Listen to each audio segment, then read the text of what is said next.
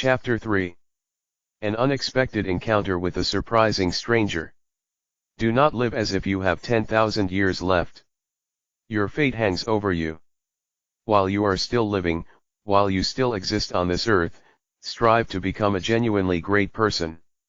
Marcus Aurelius, Roman Emperor.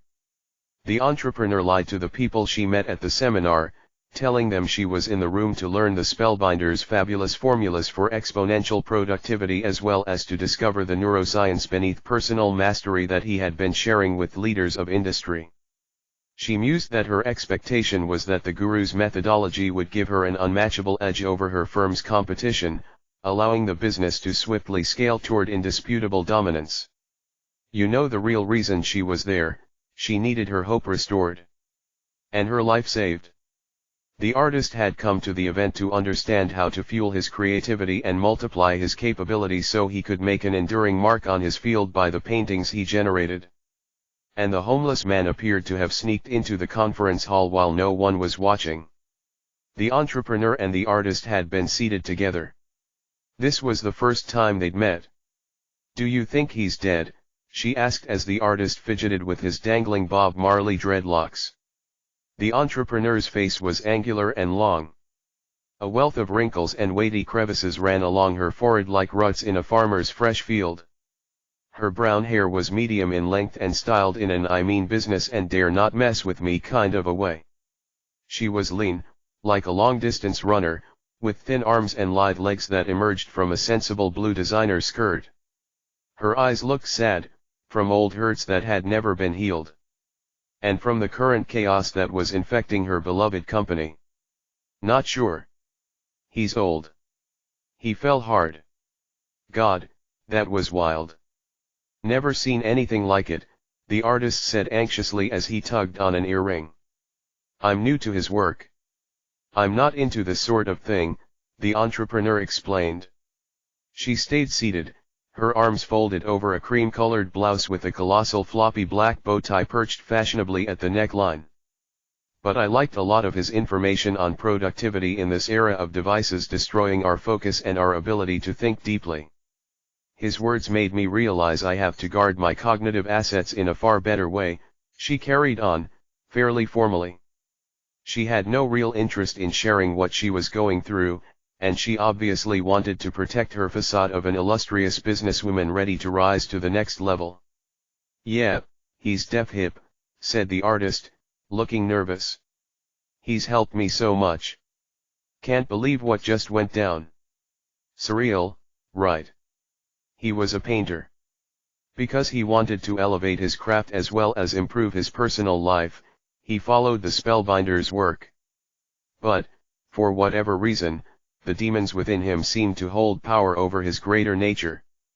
So, he'd inevitably sabotage his Herculean ambitions and wonderfully original ideas." The artist was heavy. A goatee jutted out from under his chin. He wore a black t-shirt and long black shorts that fell below his knobby knees. Black boots with rubber soles, the kind you may have seen Australians wear, completed the creative uniform. A fascinating cascade of tattoos rolled down both arms and across his left leg. One said, "Rich people are fakers." Another stole a line from Salvador Dali, the famed Spanish artist. It read simply, "I don't do drugs. I am drugs." "Hi, guys," the homeless man spoke inappropriately loudly from a few rows behind the entrepreneur and the artist. The auditorium was still emptying, and the audiovisual crew was noisily tearing down the staging. Event staff swept the floor. A Nightmares on Wax song played soothingly in the background. The two new acquaintances turned around to see a tangled mess of wild person hair, a face that looked like it hadn't been shaved in decades, and a tattered arrangement of terrifically stained clothing. "Yes?" asked the entrepreneur in a tone as cold as an ice cube in the Arctic. "Can I help you?" "Hey, brother, what's up?" offered the artist, more compassionately. The homeless man got up, shuffled over and sat next to the two. "Do you think the guru's croaked?" he asked as he picked at a scab on one of his wrists. "Not sure," the artist replied as he twirled another dreadlock. "Hope not. Did you guys like the seminar? You into what the old-timer said? Continued the scruffy stranger. Def, said the artist. I love his work. I have a hard time living it all, but what he says is profound. And powerful. I'm not so sure, the entrepreneur said cynically. I like a lot of what I heard today, but I'm still not convinced on some other things. I'll need some time to process it all. Well, I think he's numero uno, stated the homeless man with a burp. I made my fortune thanks to the teachings of the spellbinder. And have enjoyed a pretty world-class life because of him, too. Most people wish for phenomenal things to happen to them. He taught me that exceptional performers make phenomenal things happen to them. And the great thing is, he not only gave me a secret philosophy to get my big dreams done, but he taught me the technology, the tactics, and tools, to translate the information into results. His revolutionary insights on how to install a fiercely productive morning routine alone transformed the impact I've had on my marketplace. A jagged scar ran along the homeless man's forehead, just above his right eye. His threatening beard was gray. Around his neck he sported a beaded necklace, like the ones Indian holy men wear at their temples. Though his hyperbole made him sound unstable and his visage made it appear that he'd lived on the streets for many years, his voice displayed an irregular sense of authority. And his eyes revealed the confidence of a lion. Total crackpot, the entrepreneur whispered to the artist. If he's got a fortune, I'm Mother Teresa. Got you. He seems insane, the artist replied. But check out his humongous watch. On the left wrist of the homeless man, who seemed to be in his late 60s, was one of those massive timepieces that British hedge fund managers are prone to wear when they go out to dinner in Mayfair. It had a dial the color of a revolver surrounded by a stainless steel rim, a red needle-thin hour hand and a sunset orange minute hand.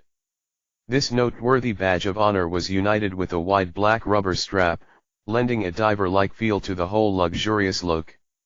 100 grand, easily, said the entrepreneur discreetly. Some of the people at my shop bought watches like that the day after our IPO. Unfortunately, our share price plummeted. But they kept their damn timepieces. So, what part of the spellbinder's talk did you cats like best? The vagabond asked, still scratching his wrist. Was it all the stuff about the psychology of genius that he started out with? Or maybe those incredible models he taught on the productivity hacks of billionaires that he jammed on in the middle? Maybe you were stoked by all the neurobiology that creates top performance. Or did you vibe with his theory on our responsibility to reach legendary while serving as an instrument for the benefit of humanity that he walked us through before that dramatic finish? The homeless man then winked. And glanced at his big watch. Hey, dudes, this has been fun. But time is one of the most precious commodities I've learned to bulletproof. Warren Buffett, the brilliant investor, said the rich invest in time. The poor invest in money. So I can't hang with you humans too long. Got a meeting with a jet and a runway. Know what I mean? He seems to be delusional, thought the entrepreneur. Buffett also said, I buy expensive suits. They just look cheap on me.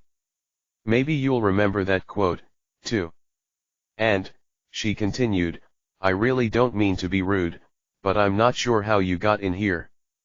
And I have no idea where you got that fat watch from or what jet you're talking about. And please stop speaking the way you do about what happened at the presentation. Nothing funny about it?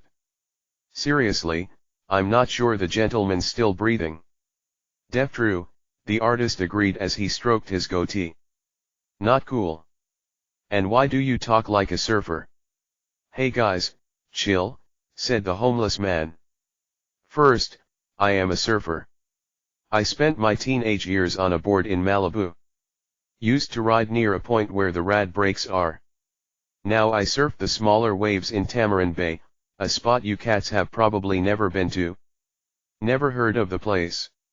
You're fairly outrageous, the entrepreneur said frostily. The homeless man was unstoppable. And second, I have been very successful in the business world. I've built a bunch of companies that are extremely profitable in this age of firms making billions in income yet nothing on their bottom line. What a joke. The world's going a little berserk. Too much greed and not enough good sense. And third, if I may, he added as his gravelly voice grew stronger, there is a plane waiting for me. On a tarmac not so far from here. So, before I go, I'll ask you again, because I want to know. What part of the Spellbinder's presentation did you two like best? Pretty much the whole thing, the artist answered. Loved it all so much, I recorded every word the old legend said. That's illegal, cautioned the homeless man, crossing his arms firmly. You could get into serious lawyer trouble doing that. It is against the law, confirmed the entrepreneur. Why would you do that? Because I wanted to. Just felt like it. I do what I want to do. Rules are made for destruction, you know. Picasso said you should learn the rules like a pro so you can break them like an artist. Need to be myself and not some sheep with no balls, blindly following the flock down a path that leads to nowhere. Most people, especially people with cash, are nothing but a bunch of frauds, declared the artist. It's like the Spellbinder sometimes says, you can fit in. Or you can change the world. You don't get to do both. So, I recorded the whole thing. Shoot me. And jail would be interesting. I'd probably meet some cool people in there. Okay, said the homeless man. I don't like your decision. But I do love your passion. So, go ahead. Bring it on.